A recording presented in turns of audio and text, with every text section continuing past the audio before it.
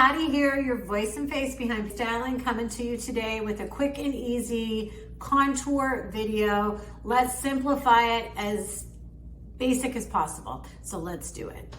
Okay, first things first, we are going to start with our cream contour. My preference is always cream. I find it the easiest to apply, super easy to blend. You'll love it. The nice thing about our cream bronzers are they're specifically chosen for your skin tone, and depending on what you like as far as contour goes, will depend on the depth that I prescribe to you. So let's just dig right in. Okay, I'm gonna go in with a stronger contour color today. I am going to use the color Indigo, just so that you guys can really see what it's like for placement. But honestly, I truthfully love a stronger contour. I usually go in with something a little bit deeper. We're gonna start at our high cheekbone. And when I ask you to find your cheekbone back here by your hairline, okay? It's easy to find. You can find that bone, and then as soon as it slips off, that's where you want to place your contour. Now, I know that there's a lot of crazy advice out there on the internet world about placement of contour. I'm still steady going to say right underneath that bone is the ideal spot. You'll have some girls that'll tell you that it is best right on top of that cheekbone, but I'm going to tell you right under the bone is going to be the most effective, especially for mature women like me that want to find lift and create dimension in their face. So once you find that high cheekbone, you're going to just simply get right underneath it and arch it out. I tell people it's kind of like making a half moon. You don't want to come in super close in towards the face. Like, you don't need to bring it in here by your nose. I mean, there's a lot of different creative ways to contour. Basic contouring 101 is what we're going through today, and this is going to work for you. The next place that you're going to contour is your upper forehead. Depending on the shape of your forehead, when I color match you, I will literally tell you exactly where the placement of your forehead, like your contour around your forehead, needs to be.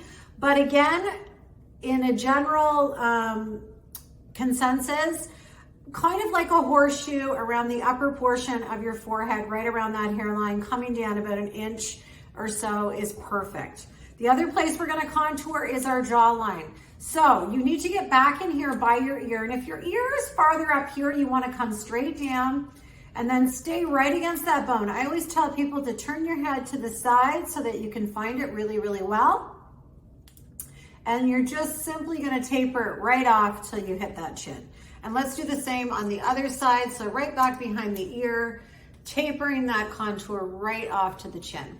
Now, if you feel like that contour is a little bit strong, you can pull that down onto your neck a little bit just to soften it out, just like so. But remember, you don't want to lose all the dimension that you created in sculpting out the jawline. So don't remove so much that you don't see the depth there. And don't be worried about the rest of your makeup blending in, because honestly, when you get the rest of your cream makeup on, it all is going to blend in and dissipate. So it works out lovely. The fourth place that you can contour is your nose. Nose contouring can be challenging for a lot of women. It's something that takes practice, quite honestly. You need the proper brushes. I'm using our contour brush, which can be a little more challenging. It does come with a finer end, which might work out nicer for women. You can use this end as well to contour any of the areas on the face, but I like to use just the flat side of my contour brush, and for me, that's gonna be right in here. I go over your contouring exactly where you need to be placing it based on what your nose looks like. But don't stress out over nose contouring. Honestly, ladies, it comes with practice.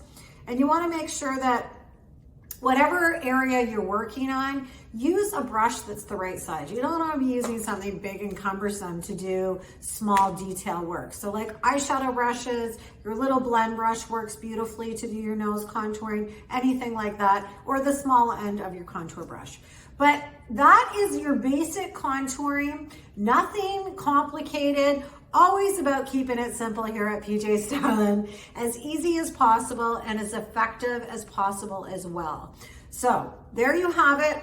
I like to kind of break it down in terms of, think about it like you're making a number 3, a backwards number 3, on either side of your face. Literally, if you stay with that general basic rule, you're gonna win every time. So you're making a backwards number 3 on either side of your face. And if you like, you can get into a little bit of nose contouring as well. Contour is also quite lovely right underneath the lip. If you really want to punch up that lip a little bit and make it pop, add a little bit of fullness, throw a little bit of contour down there, and you're good to go. Okay, hope you found that helpful. Please like, share, and subscribe to my channel for simple beauty advice. See you guys again. Bye for now.